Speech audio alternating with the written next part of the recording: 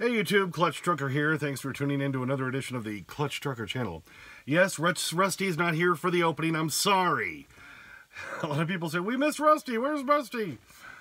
Again, it's late at night. I tend to work best late at night. And so he's inside happily sleeping with my wife there as I'm continuing on the project tonight. We did get the rest of the tools, the rest of the big equipment, equipment, big stuff. From this wonderful person who works with my wife. Her name's Amber. Thank you so much, Amber, for letting us buy that stuff from you. I had to rent a trailer today. That was an issue because we found these trailers at this A1 rental last night. I'm like, oh, these will be perfect. I go over there today to rent. And I said, yeah, I need to rent one of your little trailers that tips out there. And they said, yeah, we don't rent the trailers. What? Yeah, no, apparently they only rent the equipment. Like if you need like a ditch trencher, something like that. They said, oh no, we rent the equipment and then you get the trailer to take it to your job site. I'm like, okay, I just need the trailer. I don't, well, we don't do that. We don't do it that way. And he gave me a card to some guy that rents other kind of trailers. Called that guy and told him what I needed. He said, no, we don't have that. So then at this point, my only, and I looked all around, everywhere else in town. Nobody had anything that I needed. So then we're getting down to the point where it's driving down to the Denver area to rent a truck with a lift gate. Then we'd be into the hundreds and hundreds of dollars. So I went back in and I said, all right, let's talk.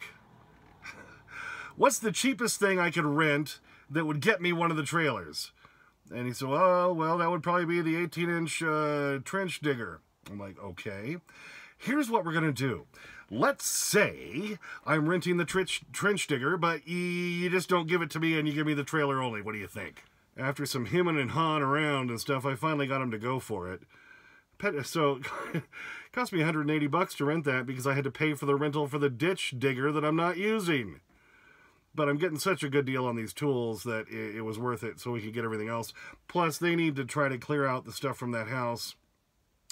Her father's got Alzheimer's, and so they need to sell the house for his care and all that. So, didn't want to make them wait anymore. So we finally got it all over here. So let me show you the rest of the stuff I got. Okay, here's two of the big items. The one to the right that says Delta, that's the drill press. It's a little plate that would go right about here. I think we stuck over here somewhere. Anyway, that goes there. This thing's a beast. Boy, is it heavy. But it's a true drill press. These are expensive, but it has the little thing that drops it down and all that, so you can do real accurate cuts, or drills and so forth with that, so that's going to be useful. This here, a bandsaw, and it's got that little outlet.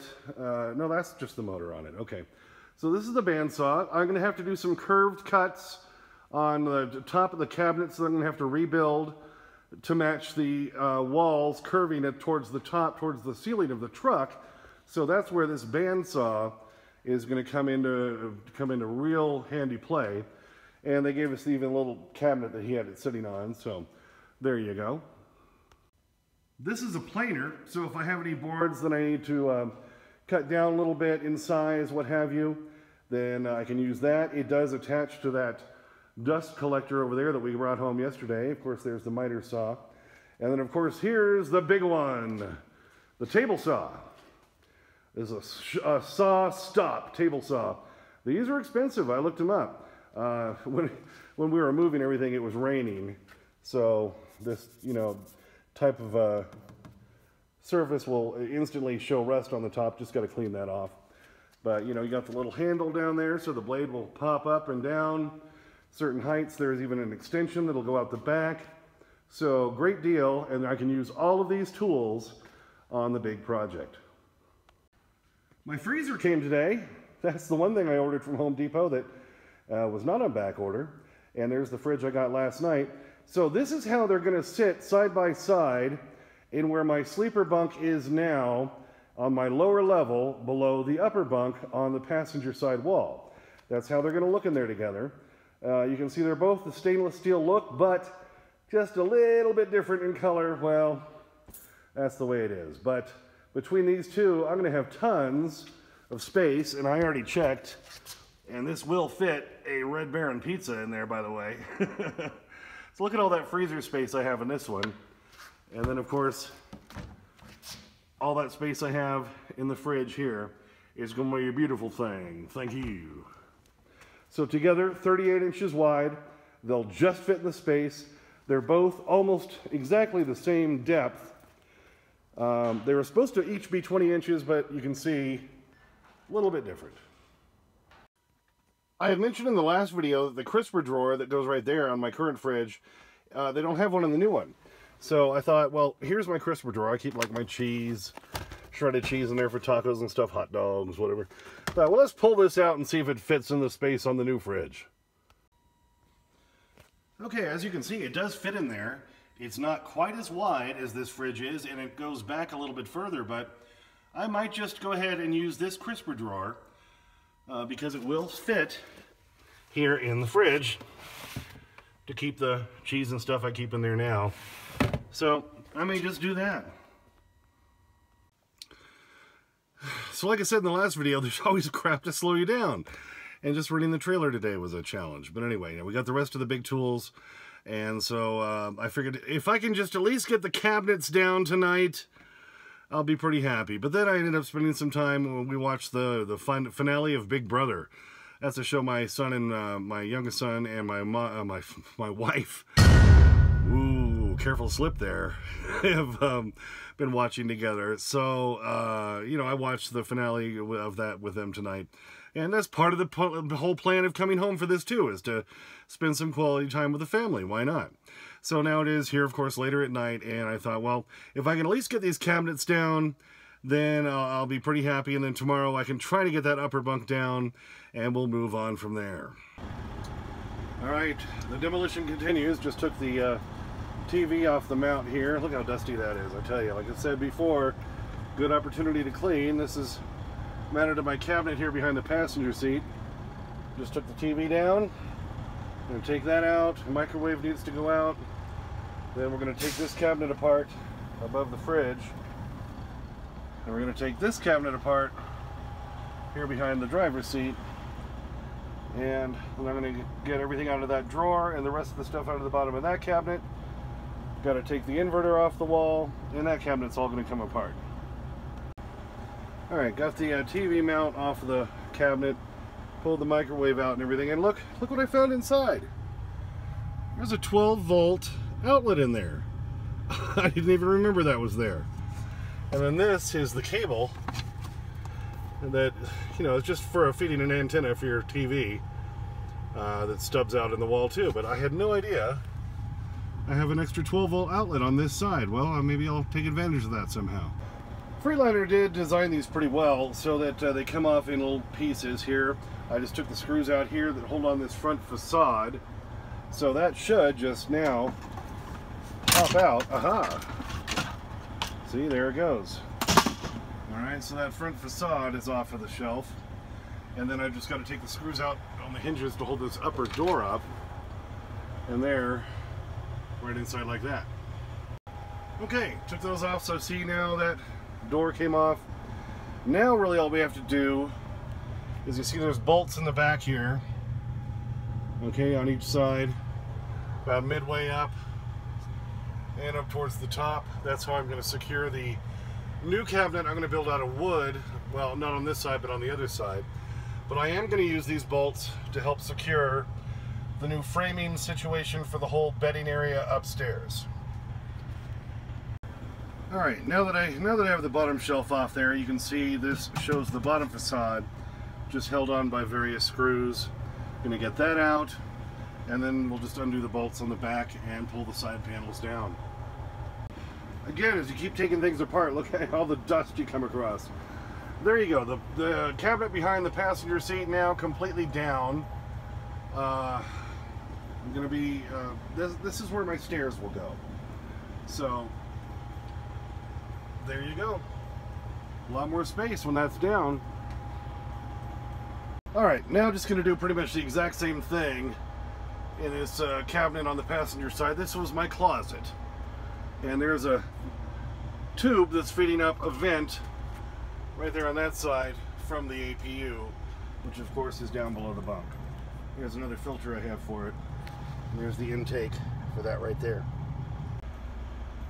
Forgot about my APU controller there towards the bottom of the cabinet here behind the driver's seat. Got to take that off because, of course, that's going to be built onto the new cabinet and it's going to be higher up. This is my chance to use my little stubby or mini set of screwdrivers I just got in Eden, Idaho, to get these little tiny screws out so I can get inside of this panel to get the screws out that hold it on the wall. Inside that panel you can see the 2 screws that are holding it to the wall. Alright, so now the cabinet on the driver's side is down. Yeah, it's amazing when you get back how much extra space you see when there's no upper cabinets and stuff. I do like how Freightliner continues the wall, the padding, and all that, so that's going to show. So I'm glad they put all that on first before they did the cabinets, because this is going to be the area above my toilet, and the padding, I think, continues down through this cabinet as well, so that'll continue for the whole overall theme. Okay, well, both upper cabinets are down, and of course, just like with the seat, that took a hell of a lot longer than I thought it would. That's the nature of projects, baby. Okay, so I think that's where I'm going to stop tonight. I'm going to try to watch the rest of this stupid movie that I started watching days ago. You know how that is. It's not that good, but you want to see the end. You know what I'm talking about. Alright, so tomorrow I will be then taking out the cabinet that's behind my seat, the lower one. You can see the upper one is gone, alright? Upper one on the passenger side is gone. So tomorrow I'll be taking out the lower cabinet behind me, getting the fridge out of here, and working on getting that upper bunk down off of the back wall. It's attached on the side walls on a bracket.